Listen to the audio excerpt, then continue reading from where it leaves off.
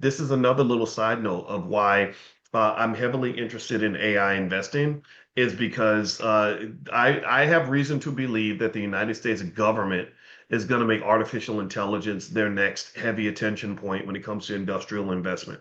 I believe that they are going to substantially increase the amount of money that they're putting toward AI because they're looking at AI, in my view, as a significant national security issue to the point of where I've heard comparisons of it to the Manhattan Project.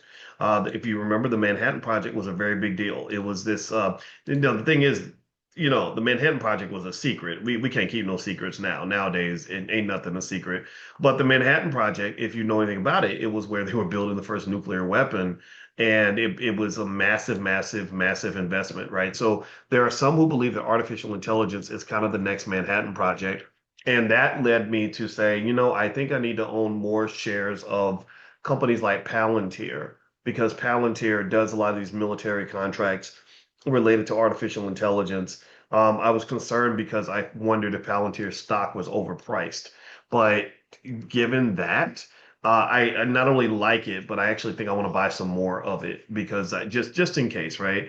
But again, this is all speculative. Nobody knows exactly what's going to happen, right? So again, a big part of the reason I repeatedly, probably to the point of where it just will drive you crazy, where I repeatedly say I don't give investing advice is because I need you to really understand when it comes to investing that you are taking a risk, that nobody can predict what a stock is going to do.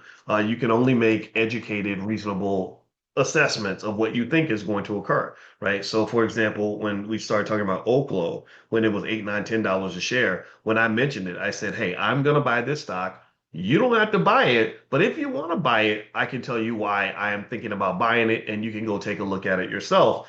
And I didn't know Oklahoma was going to go from $9 a share to $171. I did not know that. I just said, "Hey, this makes sense. This is a place I'd be interested in putting some money." And life is kind of like that too, right? Life is I'm buying shares of Palantir. As I say this literally, like I was like, "Ooh, I need to get some more Palantir."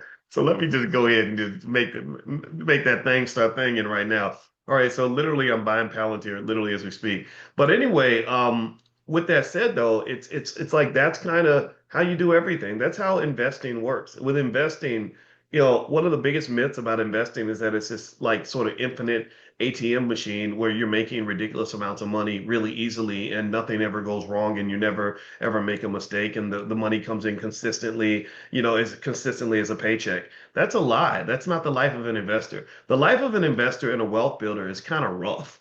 It's a little bit tougher than life is for other people.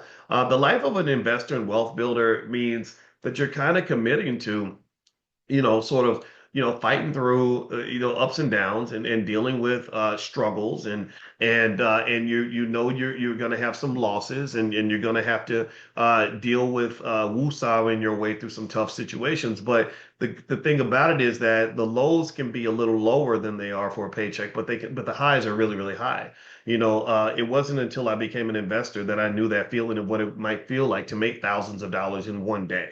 I never knew that when I was working for other people. Even when I was making over $100,000 a year, there was never a time where my boss came in and said, "Here's $5,000 in your paycheck," just because it's a Tuesday, right? And the stock market can do that for you. It's a really, really a great experience. And the good thing about it is, at the end of the day, what an investor tends to look at is, did the good outweigh the bad?